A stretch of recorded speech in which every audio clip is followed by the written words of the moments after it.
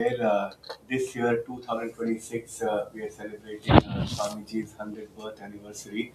So, in many parts of Ananda throughout the world, there are centennial celebrations which are going on, and the best way in which all of us can offer our gratitude to Swamiji for everything that he's given us is to really follow his footsteps and follow his example of how he lived his life. And as we all know, his life was all about attuning himself to our Guru Paramahansa Yogananda at every step, every moment of his life. And then Mirabai came up with this wonderful suggestion that maybe whatever we do this year, whatever topics we also speak about in our satsang, let's try to see how we can also follow in his footsteps and model our life as per Swamiji and try to become good disciples. And therefore, this topic today, which is Thy Will Be Done, in which we will try to really explore what is the divine will and what it means for each one of us and how we can follow that as much as possible. So, I think the chant, How Shall I Love Thee, is a great way to already begin that process of attunement. Shall we start then? Good morning, everyone. And let's sit upright, gaze uplifted at our spiritual eye at the point between the eyebrows.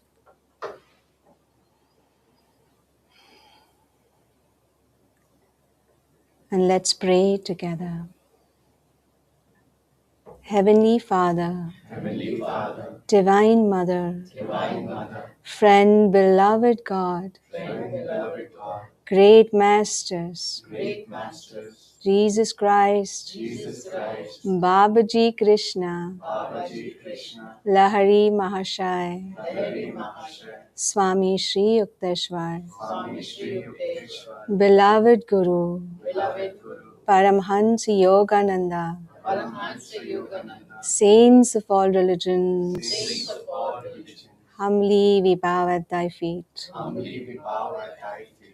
Divine Mother, dear Master, we offer ourselves into service and devotion to thee. Guide us, teach us to be attuned with thee in all our activities that we perform as your instrument. Om.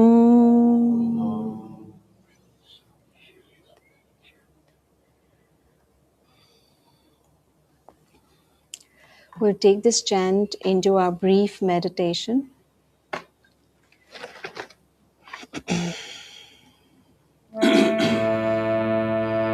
The chant is, how shall I love? How shall I seek? How shall I serve? How shall I worship thee, my Lord, with every breath I breathe in?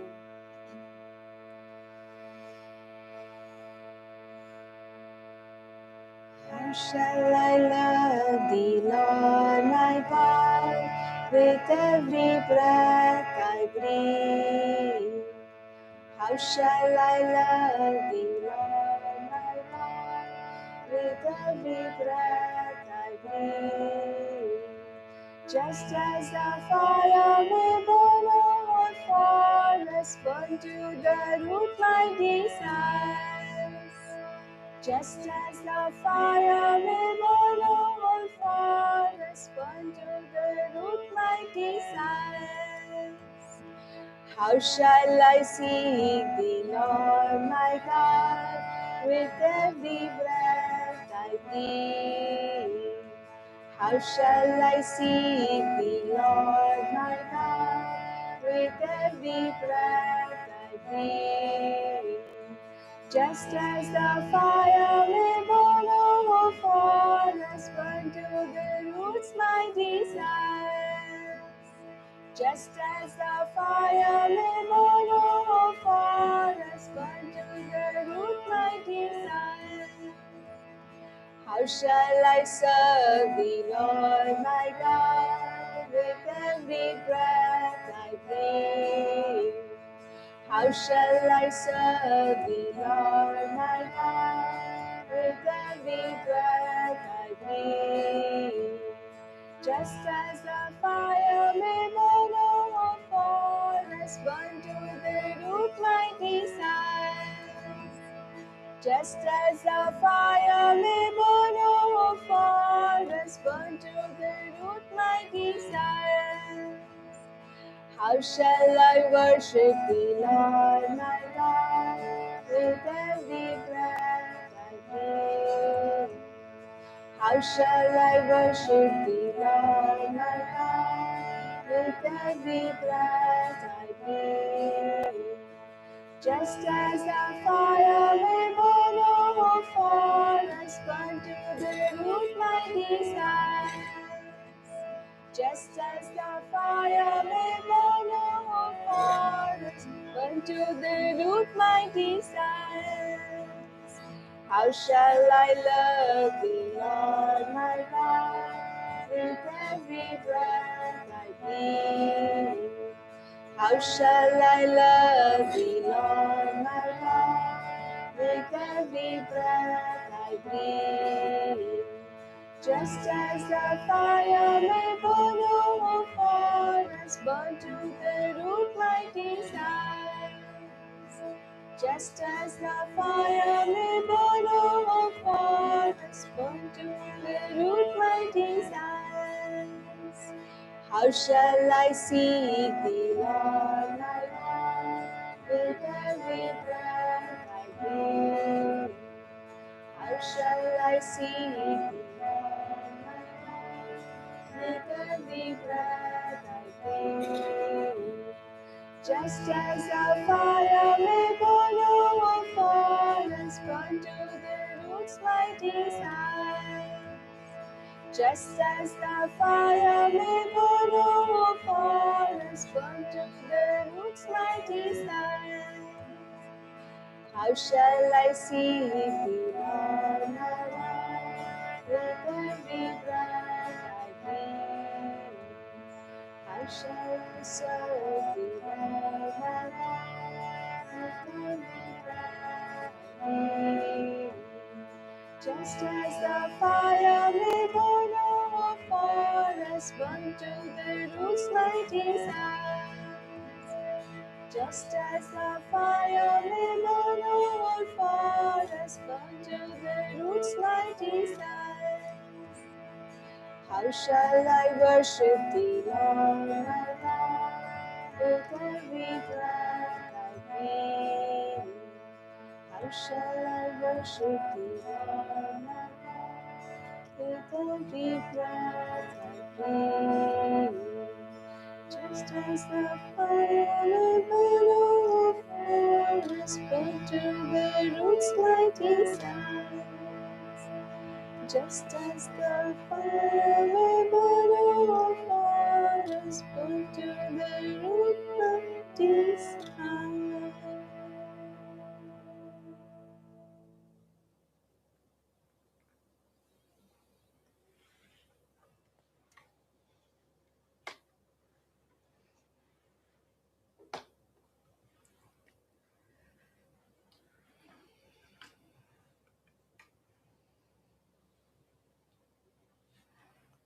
We'll now meditate for a couple of moments, integrating this chant.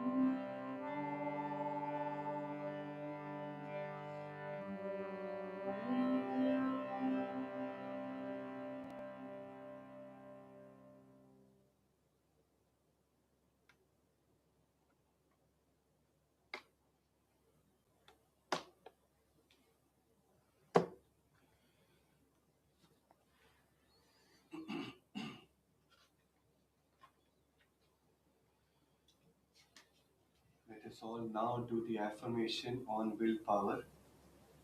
But before we start, let's understand what Swami Kriyananda has to say about willpower. Willpower, and not the vague abstraction luck, is the secret of true achievement.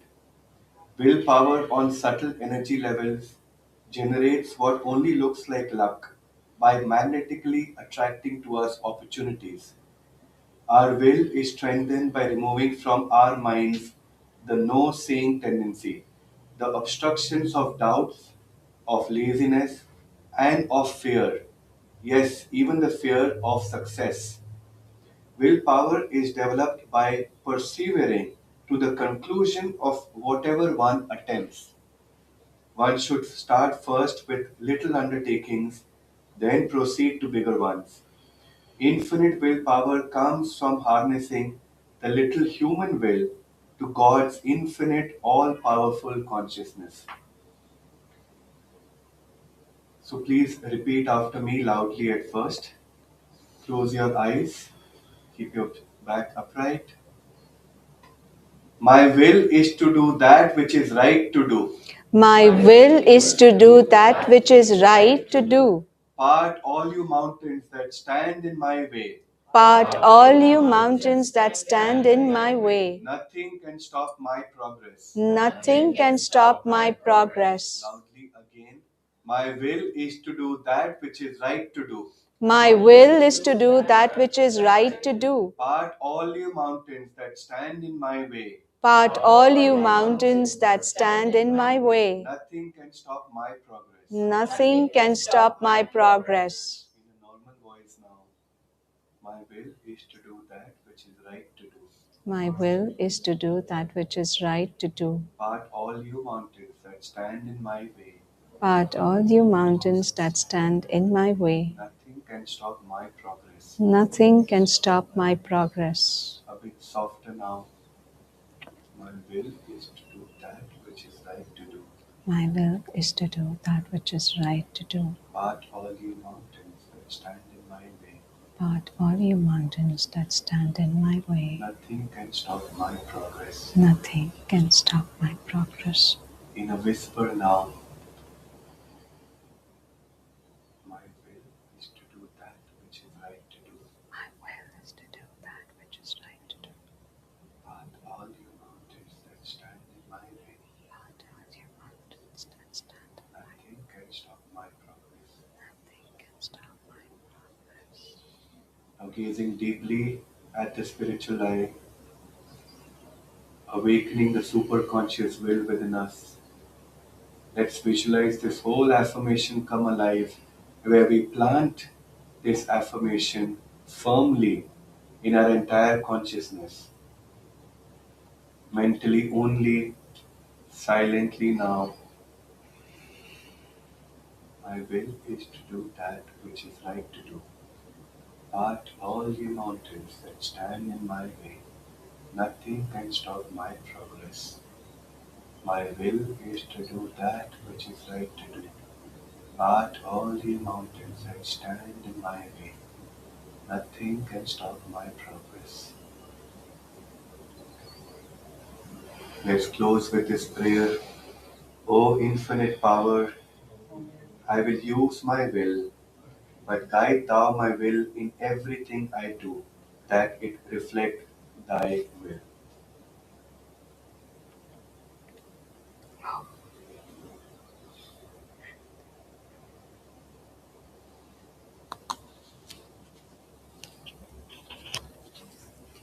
Now we'll have a reading.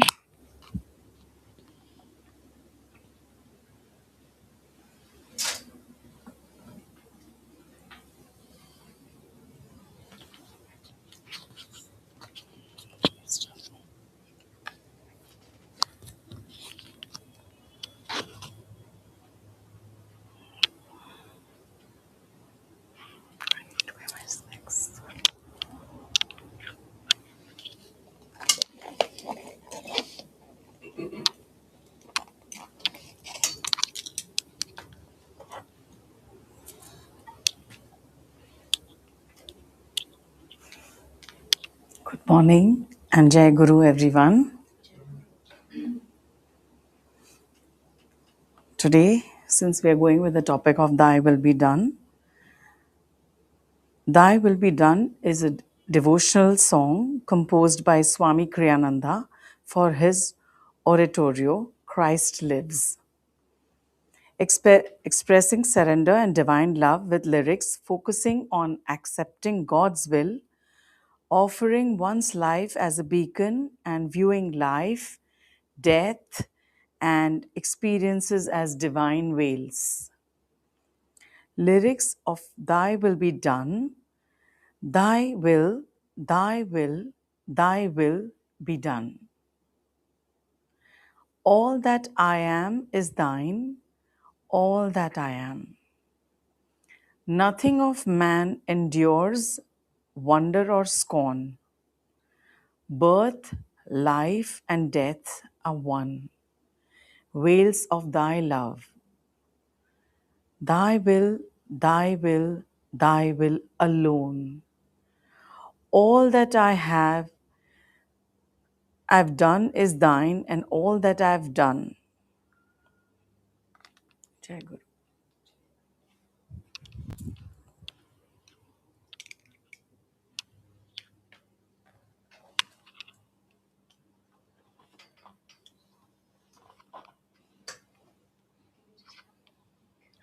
Sorry.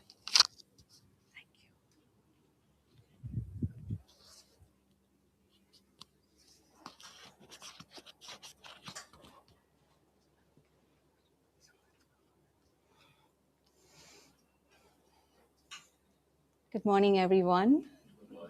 And Jai Guru one more time to all of us and the ones, the Guru Bhais, the devotees, the disciples online. Thank you, Mitesh, to start this wonderful satsang. And thank you, Jignasa, for this reading. What a wonderful song Swamiji wrote. And he lived the life of a disciple who always said, Thy will be done. No? What does it mean to all of us? I mean, we are disciples of Master, we are following the teachings, but what does this mean individually to all of us is something to tune into, you know. And now let's see, what did Master say? You know, we hear this Master talking about that life is a divine plan. God has made this divine plan, and we all are the actors of this divine plan. No, it's a cosmic movie. Yesterday, Mitesh was mentioning this in our Raja Yoga class. It's a cosmic movie, right? What is this cosmic movie? What is the objective of this divine plan? And the objective that comes to us, as what Master said, is the souls are made in the image of God, which means obviously the soul is going to have the DNA of this universe, no? Of the spirit. The soul is exactly same as the spirit. And that particular soul which inherits this divine quality of God, the divine quality of a spirit, God said, let that soul go on earth to learn and remember through all the incarnations that what is the ultimate purpose of that soul is to come back to God, is to realize God. Now just imagine, just we are souls, but let's just put out that consciousness. Yes, we are souls right now. You know, we are looking to each other as souls. There is no personality, there's no this body, but only soul. And what happened to us from all these incarnation is something just trapped our soul, and something just made that memory to go fade and fade and fade and fade and fade to the point the soul is caged. Our souls are caged, and it is being caged in this identity, in this limitation of ego, in this particular unbiased feelings of the chittas. Imagine how soul would feel, no? If we are trapped in a cage, if a bird is trapped in a cage, what is the feeling that bird is going through? Exactly, the soul feels like that. Okay, so God made the divine plan, put us all here. We are here for the divine plan. Our soul is caged. And there God said, okay, let's send my son. Who came? Who is God of Son or Son of God? Who is Son of God? Jesus Christ. He came on earth, no? And he gave this prayer when he was giving one sermon on the mount. He said, thy will be done. He gave this prayer to all his disciples. And what did he mean by this? When we pray to Lord, Lord, thy will be done, what are we doing actually? We are surrendering. We are putting our full trust in God. Come what may, whatever you're doing, it's going to be your will, right? We are putting that trust out when we say that. We are surrendering ourselves. That's what Christ meant to his disciples, right? The disciples started following this prayer, thy will be done, thy will be done. Incarnations went on and on and on. There came a point, but still you're not getting the point. God says, still they are not getting the point. Let's send Krishna. There came Krishna. And he said, okay, don't worry, disciples. Here is the way. And the best example at that time was his beloved Arjuna. No? When he was going through all that turmoils of Pandavas and the Mahabharata and all of that, what did Krishna say? Yes, you have to surrender. But what are you surrendering, Parth? What are you surrendering to me? You are surrendering the desire of an outcome. No? You're giving me everything. This is my desire for all the activities that I'm performing. This is the outcome. I give it to you, Krishna. And he said, when you will start doing that, you will see what it means to be non-attached. Bingo. So, non attachment was missing perhaps for the disciples of Christ. They were not able to figure that out. So, Krishna said, okay, this is what we need to figure it out. Now, we are going to do this from an perspective or consciousness of non attachment, right? And when that non attachment was coming, Krishna also said that when you're giving me, when you're surrendering all your desires, you are getting free from your achievements, personal achievements. Where's this personal word coming from, first place? It's coming from all our limitations of ego. No? So isn't this beautiful? We are just by surrendering the outcome, we are just free from that personal achievement whole thing. And we all started following. We were there with Christ, we were there with Krishna, we all started following that. Okay, let's follow.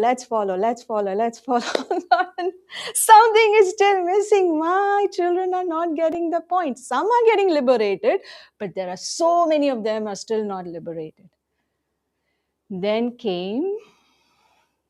there was a roundtable conference, by the way. Mahavatar Babaji, Krishna, and Christ. There was a roundtable conference that we should do something about this. And then came Paramhansa Yogananda. He came. He came just for us. And what did he add into this? He said, when you are surrendering, you following the non-attachment, you're putting your full trust. Christ said, put your trust in God. But wait, hang on. We need to understand something here. That this is not a passive surrender. This is not a passive trust that, okay, thy will be done and I am sorted. He said, this is an active process, a super active process which will have to do it again and again and again, daily, minute by minute. Right? He said this is active, and this kind of active surrender is what God wants. It's what the freedom of the soul. And then he also gave us a prayer, no? We all know this. And we can recite together. Once I start, we can all do this together. I will reason, I will, I will act, but guide thou my reason, will, and act in all the activities to the right thing. No? He made it so practical. Yes, we are still not able to get the point. We will do our reasoning, we'll do our own action, which is ego based. But then you need to guide that. God, you need to guide that. All right? And from there,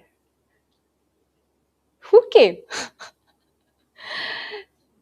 Swami Kriyananda came.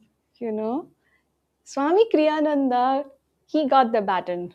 Okay, now I have to go. There are some still souls which are yet, they're there, but yet not getting the point. He came. He came to be a good disciple, to live a life and set an example of what Christ meant, of what Krishna meant, of what our Guru Paramhansa Yogananda meant. And he, through his experiences, said that when we'll start doing this, we are experiencing joy. We are experiencing bliss. We are experiencing Satchidanand. That's the freedom. That's what we all are here for together. No? So he just added through this example of his that he has lived the life of good disciple following the teachings, that this process is joyful. It's filled with love. And through this process, he felt that my attunement to my Guru went to the next level. To a point, we all know this story, and there's no harm to again say this story that, toward the end of his life, he felt that I don't know where Swami Kriyananda ends and Paramhansa Yogananda begins. This is what he did. A joyful alignment comes when we say, Thy will be done. No? And then just trying to understand from all our line of gurus and then Swamiji as an example, we know with this particular prayer of his, he said this is an ultimate prayer. This is the simplest and ultimate prayer. Thy will be done. No? And we all know that through this, what has he been able as an instrument of God created? No? We all are together because of that ray. So then what does it mean for us? It means that we are not putting blind faith in God. That's not what our master wants. Our master wants, or our line of guru wants, to trust them fully. What does that look like? I give this to you and I open myself to receive what is your will. The gap is between opening ourselves to receive what they are giving us. So this helps, first of all, to open ourselves when we say this prayer. It opens ourselves. Then through meditations, we start receiving them. No? then what develops is our intuition. What develops is the clarity. What develops is the love. What develops is, what are we talking about? Hello. The soul is getting awakened. The soul is feeling the happiness every point in time when there is a little connect with God through our meditations and through when we say, Thy will be done. Imagine that grip of ego is getting loose and the soul is awakened at that moment.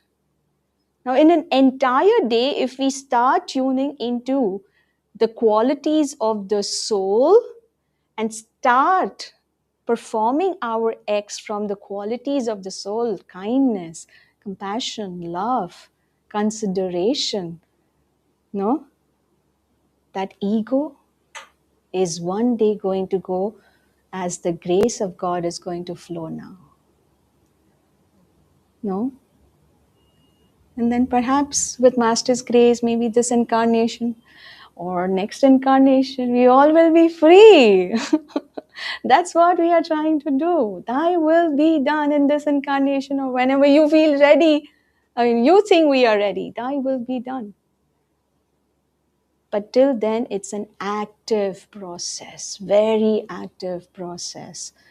We all have been together on this path for many years, and some of you, you've joined the path.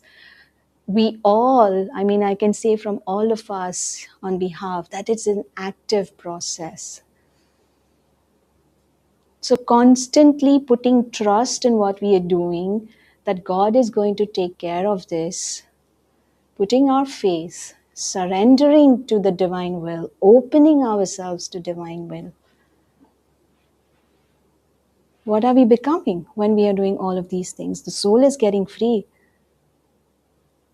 that we are becoming the instrument of God.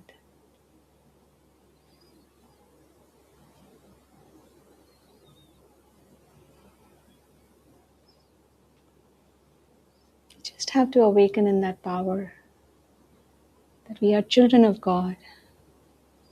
We are instrument of God.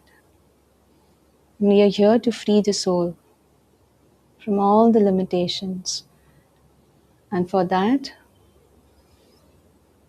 for infinite number of times, we'll open ourselves and we'll pray to our God, to our Master, to Christ, Krishna, Thy will be done. Jai Guru.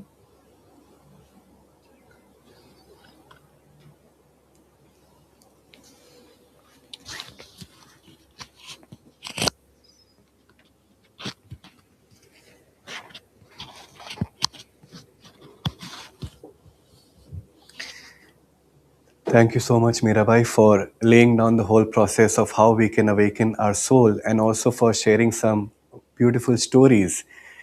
When sometimes when we think about this topic and we think about Thy will be done, right? It's an aim which is very, very aspirational, and you know we think about what the divine will really is and how do we use that divine will to make it work for our daily realities in life. So on one hand we have the cosmic version of divine will, which is they are constantly trying to bring peace and harmony to earth.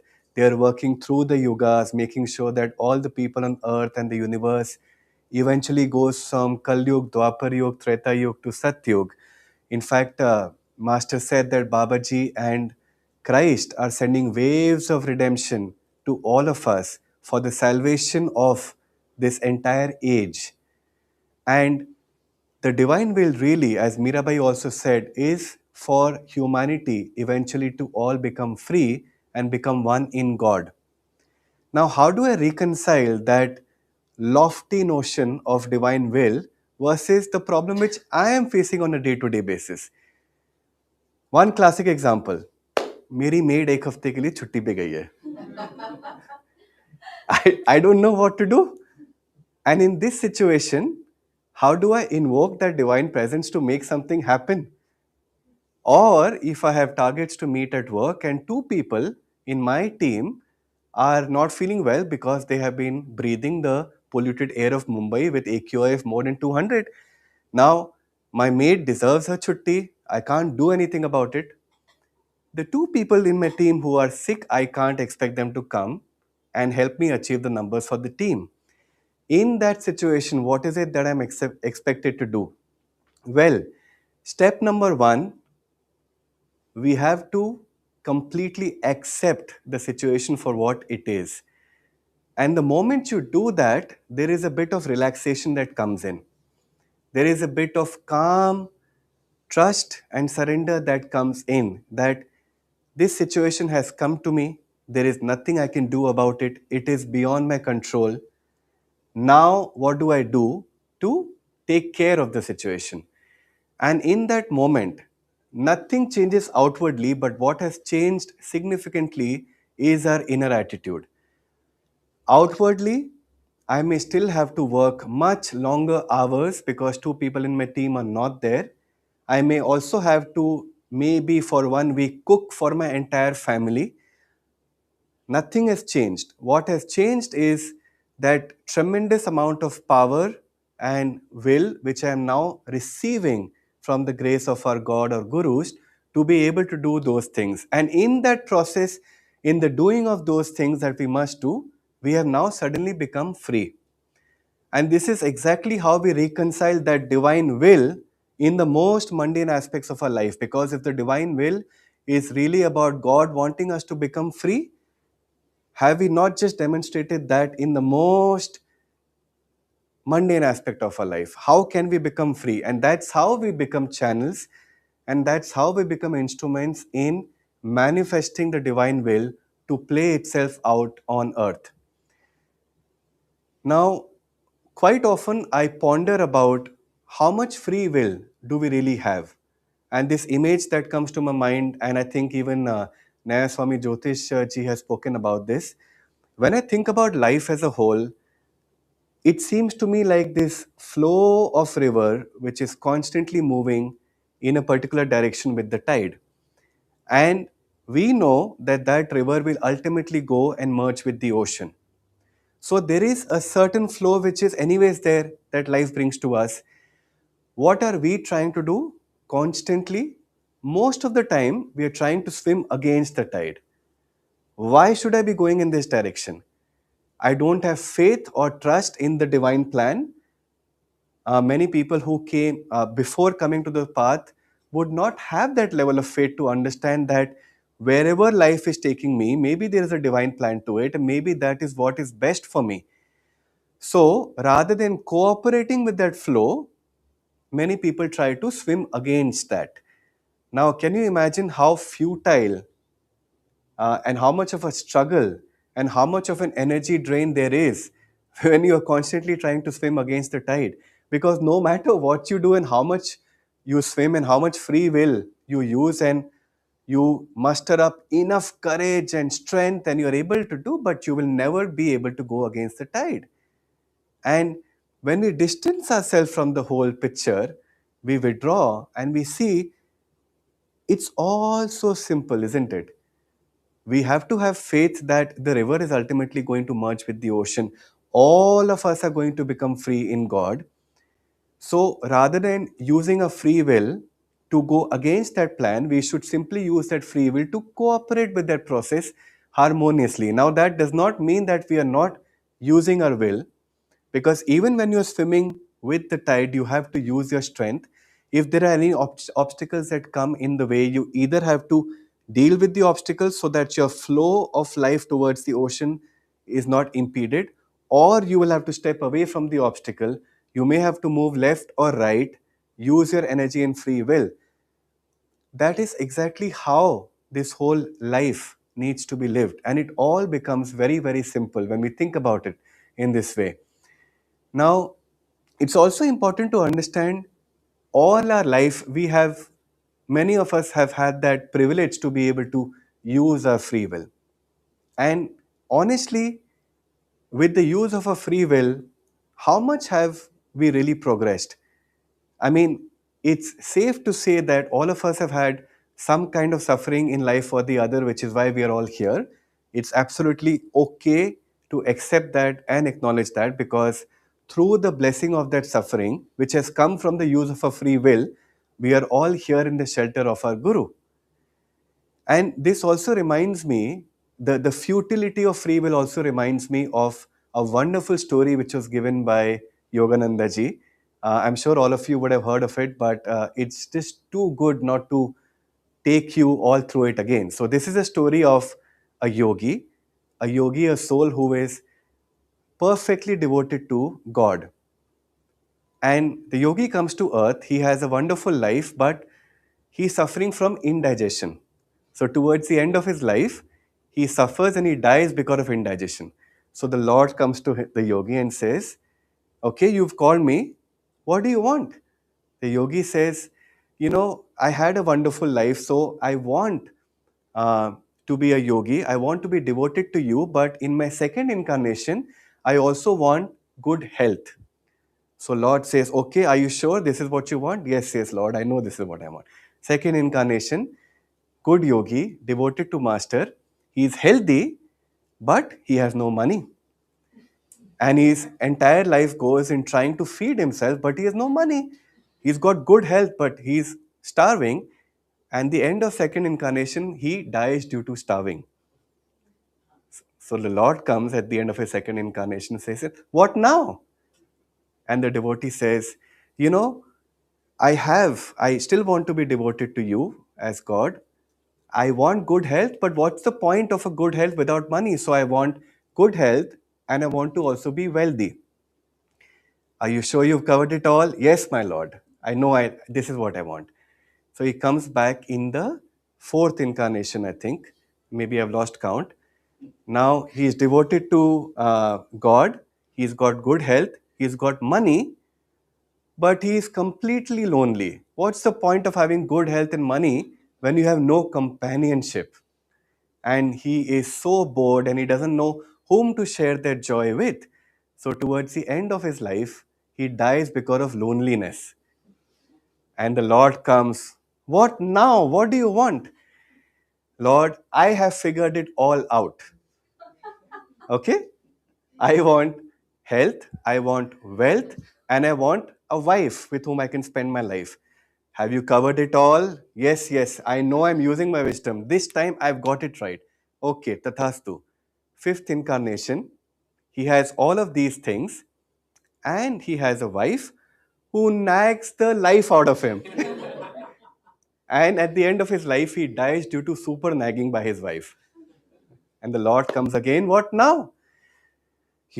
I have cracked this. I have cracked the perfect mechanism by which I can live a happy life. I want good health, wealth, and a wonderful wife. Okay, not just any wife, but a wonderful wife. Okay, have you covered it all? Yes, yes, Lord, I've covered it all. He comes back on earth, he has all of these things, but this wonderful wife, she is beautiful, a great soul, she dies in 2 days. Okay, he is lonely all over again because maybe he got that part wrong. So in his next incarnation, when Lord comes again, what now? And he says, I want health, wealth, good wife who lives long. You can see where this is going, right? So in his sixth incarnation or seventh incarnation, he's still devoted to God, but he's just adding layers and layers of all of those outward complexities in his life, which he thinks is going to make him happy. So he has health, wealth, good wife who lives so long that in her old age she starts to develop wrinkles. And this man is trying to look at his wife and he says, she's wonderful, but I don't find her pretty anymore. And then he has this young secretary who comes into his life and he looks at her face and he feels that she's got a pretty face and maybe my wife is not as beautiful anymore. So he goes with the secretary and he marries her, and all that the secretary is really interested in is his money. So after he marries the young secretary, she takes away all his money, and she anyways had some other lover in her life, so she elopes with that lover with all of his money, and now he's got no money He doesn't have his wonderful old wife, and neither does he have the young, beautiful wife anymore. He has lost everything. Seventh incarnation, Lord comes now and says, well, are you sure you know what you want now? And the devotee finally wakes up and says, I can see this trick that you are playing on me. I can see the trick that I am myself playing, because there is nothing that he asked that the Lord did not grant, because he was a true yogi. So the Lord was always responding to all his prayers, and look where it got him. So he said, Lord, all that I want now is for you to be there with me in my life. If I go to heaven and if you're not there with me, it will be like hell for me. But if I go to hell and you are there with me, I have nothing to be worried about. And at that moment, if I recall the story correctly, he becomes absolutely free, right? So you can see the perfect dichotomy between free will, where you think you are using your highest intelligence and wisdom to know exactly what you want in life or from life, and then aligning. What happens when you align yourself to the wisdom guided will of a true guru? Now, there are so many examples from the life of our masters. It's also important to understand that when we think about the decisions that we need to take, it's easy to say that we should try and take those decisions which are aligned with God's will, and we should try and take those decisions which will bring us closer to God, rather than those decisions which will take us away from God. But we have to be very careful that in taking those decisions, we need to understand that those decisions are not being guided by our ego, because the ego is extremely smart. It may guide you towards taking a decision which may give you outward peace in life, but is that really taking you closer to God? And that's not an easy decision. I know it can be very confusing. And that's when this whole concept of attuning our will to divine will comes in. But how do we attune our will to that will? The answer is something which is known to all of us. Before taking any important decision, we should meditate. Normally, we think about meditation only in the morning or when we go to sleep at night, but we should meditate before taking any important decision, whether it's with respect to our career, our family, anything else. Why? Because if you're able to calm your mind completely and there are no chitta or vritti in your consciousness anymore, only then will your entire mind be like this calm surface of a lake which is without any ripples. And only in the calm surface of a lake will you be able to see the reflection of the moon clearly. So once you have been able to dissolve your vrittis through the process of meditation, and you have established contact with God in that in that peace and the calmness that you feel, then try to think objectively, where am I being guided by God? Am I being guided by my ego, which is choosing that which is an easy path, which may seemingly bring me peace? Or in the heart of my heart, Guru is guiding me towards my spiritual growth? And how does that spiritual growth look like? It means that we may be guided into taking some decisions which may not be comfortable for us. But we have to step a little bit of out of our comfort zone, maybe awaken some vrittis, because we know that God is there with us and God will help me to dissolve those vrittis, which means that we will have to embrace our fears. There is no way we will be able to overcome our karmas if we don't go in that direction which we are being guided through divine will. And one devotee once asked Swami Kriyananda, how do we know that we have gotten over a particular karma? And Swamiji immediately responded saying, when you're no longer afraid of it. So, are you able to take that decision which will help you to go through that process where you overcome that fear, when you are completely not afraid of dealing with a particular situation or a person in your life? Because if you don't, then unfortunately, how much longer will we have to keep coming back again and again to just play our part out, isn't it? And If you think about the life of Yogananda himself, self realized master and avatar, he came to earth. He was constantly being guided by Babaji as well as Yukteswarji that his mission was to go to the West and share these great teachings of Kriya Yoga. Now, if Yogananda ji had his own way, we know that he would have happily stayed back and just, walked through the Ganges, next to the Ganges, and, meditated all his life. He did not really want to take up that mission, but then he was constantly asking for divine will, praying to his guru. Even after that vision had very clearly come to him, he went to his attic at 4 Garpa Road, prayed once again, the door opened, and Babaji came into that room and said, "The time is there, you must go to the West." So, this is the perfect example of how we start to live a life which is in harmony with divine will. Many years back, when I used to run a startup, it wasn't really working out for me. And after 2.5 years, I decided to call it quits and go back to my corporate job. Now, a few months after I did that, there was this opportunity for me to sell my stake. And I wasn't really getting much amount of money for that. And my ego was telling me that if I'm getting this amount of money now, what if I just keep my stake for a few more years and get maybe 3x or 4x amount of that money, right? Because there is an investor who is willing to buy the stake, which means that the company must be doing great. The startup which I have found with my partner is doing well. So can I hold on? But I remember I was at Vatunde at that point of time, fortunately, and I was able to meditate. And this guidance came to me, which told me that if you want to be completely non attached from your startup, the only thing which is binding you now is the stake that you continue to hold. Please sell and take whatever you can. And I can't tell you how much free I became in that process after selling my stake. And for whatever it's worth, much later, the company did not do well, and quite a few people did not even recover their investments. And that's exactly what would have happened to me as well if I had held on to that stake. A lot of my friends and family told me that you should just hold on to it. But these are just little ways in which you try to tune into what divine will is. There is a friend of mine, unfortunate story, but married and his wife started cheating on him, and he was completely confused because there was a part of him that felt that I should continue to stay with that person. And when we sat down together, we discussed, and I asked him a simple question that staying with that person is nothing wrong, but that decision to stay with that person, which space is it coming from?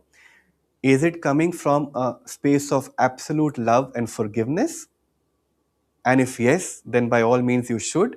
Or is it coming from a space of fear? I'm already so old. I'm going to be completely lonely in life and I can't think of starting my life with somebody else again. And it seems like it was coming from that space, and we agreed that it doesn't make sense to stay on to a relationship only out of fear.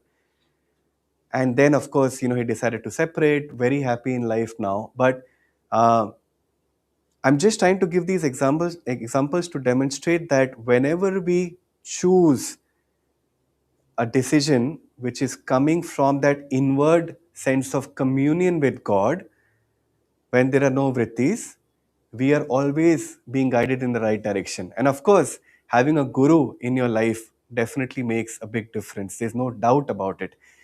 Um, Yesterday in the evening, something very interesting happened. So I went back home from the center. I had a heavy meal. My energy was very tamasic. So I tried to take a nap, which was not restful enough. And after I woke up, I started thinking about, oh, tomorrow I have a satsang. Let me see what is it that I would like to share. And I sat down and I started thinking, not several hours, but maybe about an hour and a half went by and nothing was coming. There was no inspiration. And I realized that what's the point of all of these years of teaching if I don't do something about lifting my tamasic energy up? And that can only happen if I do some rounds of Kriya. So even though I felt completely lethargic, at 6 p.m. I decided to do some Kriyas. And at the end of the Kriyas, I just visualize Yogananda ji very clearly at the point between my eyebrows, and I said, "Look, I'm happy to completely surrender, but I still need to come here and share some inspiration. So, what is it that you would like me to share?" And it was blank for a while, but I continued to surrender, and I said, "It's fine. I will just ask Mirabai to go and give the satsang if you don't feel like sharing anything with me." And gradually I started perceiving, it wasn't like I heard him say something to me, but that clarity came that told me that, Mitesh, how does it matter? You know that I love you, and I love all the devotees that I have. And regardless of what you share with anyone, what is just important is how you do it. You know, can we as devotees awaken that seeds of love which is lying latent in each one of us? And can we try to share those qualities of kindness and compassion and love in everything that we do rather than be too caught up with what to do? It's just important how we do it. So it doesn't matter whether you are a janitor or a sweeper or a political leader or the owner of a $1 billion business. What really matters and what God really wants us to do is to develop that compassion and kindness and do our part in bringing each one of us back to the true home in infinity. Jai Guru. Mitesh, I would like to share a small story of Gurubai. Yes. I can You would share. like to come here? It's okay. Okay. See, yesterday I went to Gurubai's new factory. Mhm. He's a Gurubai. I don't know if we can mention his name, but anyway, the whole story is not his name. How life is transformative. So this Gurubai has been a very good server, very devoted. He's still very devoted. He came back from the United States to take up his family business. Young man, with very innovative ideas. He would have really chilled out there in America. But he came back here because of family compulsions. So he started a new factory, he invited me there yesterday. I went with Yogesh. Oh, you need the mic? Yeah, Is it for open? let everyone hear it, no? Okay, okay. Yeah. Continue. Yeah, yeah. So myself, Yogesh, of course, you all know. So we said he's been so regular. I wish he really comes again to us because this kind of energy that we get through meeting Gurubais is immense. It's a kind of a cosmic ocean bath that you have. You know, when you come here spiritually every Sunday or Wednesday, it's very overwhelming. So I said, we're going to miss him. So anyway, we went talking like that and went to his factory.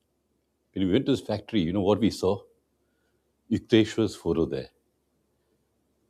Oh, what a miraculous experience in a factory which makes missionaries. He has made a beautiful office, Yukteswar, and the Om chants there. I didn't know it. I went to a factory. I've been to hundreds of factories in my life as a banker. I never had this experience, overwhelming experience. I said, gentlemen, you're a true example of a Guru Bhai. You carry the spirit of what we do here on Sundays, you know.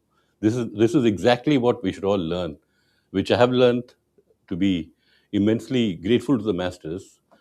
What we do here on Sundays should carry it on Monday to your workspace, to your families, to your friends. This is the exact transformation that masters want. We can all be devoted, we can chant, we can tell stories, we can read and give lectures. Absolutely fine. But where is the transformation? This alchemy of spirituality is very important. Here is a true example of a Guru Bhai. I don't want to lose his privacy, so I'm not telling his name. I really felt like I went to a satsang yesterday, not to a factory. So I think we all should learn from this. So I thought I should impulsively share it so people understand that we all here for an spiritual alchemy that is going to take place within us. Maybe at different levels, slowly to some, fast to some, but life could be beautiful. Jai Guru. Thank you for sharing. Um, you know, I know we are a bit over time, but I also wanted to share this example of what's happening to the center right now. Now, most of you would know, keep it on. Most of you would know that the space is going to go very soon, and Yes, the Worli Center space is also going to go very soon for various reasons. But what is important to know is starting from Sachin Bhai, and he obviously shares his enthusiasm and exuberance with all of us. We are all trying to joyfully cooperate with the process of even ensuring a seamless sale of this place, right? And I believe that we all owe that to Sonia ji, because 3 years back, when we got this space free of cost, obviously we had gratitude, but none of us complained and said, "Why, Master, are you giving this space to me?" We don't do that when something good happens to us in life, right? So, similarly, when the master feels that the time is now right to let go of this space, we should not be complaining or be too attached or thinking, "Why are you doing this to us, master?" And we've seen that theme play out with all of us Guru Bhais in Mumbai. And I shared this in the call on Friday, but Master really loves us so much that he wants nothing less than everlasting freedom for us. And maybe it is a collective karma that he wants us to learn non attachment. So, no fixed spaces, no fixed inspirational leaders. People have come and gone over the years. He just wants us to accept that and become free in that process. And whoever stays on, I have no doubt that freedom will come to us. But then there are many people out there who get obviously um, hassled by this constant disruption. And unfortunately, of course, Master is still looking over them, guiding them. But yeah, who knows what will unfold. So let's continue to joyfully cooperate with everything that happens with us in life, joyfully giving up the space, joyfully going to the new space, and making it the best center that we've ever had so far. Thank you. Let's do an arti.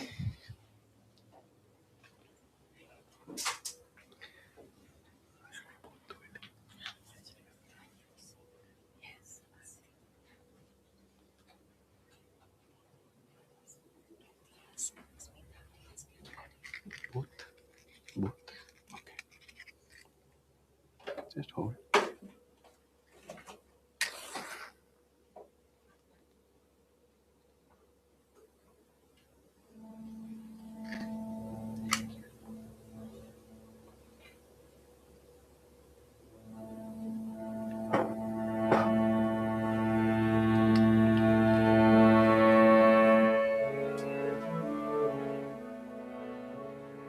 Take this if you want.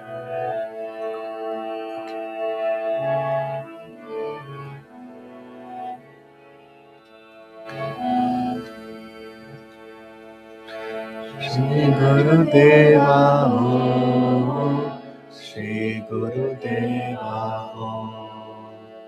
Shri Guru Deva Om. Shri Guru Deva Om. Shri Guru Deva Om. Shri Guru Deva Om. Shri Guru Deva Om. Shri Guru Deva. Shri Guru Deva.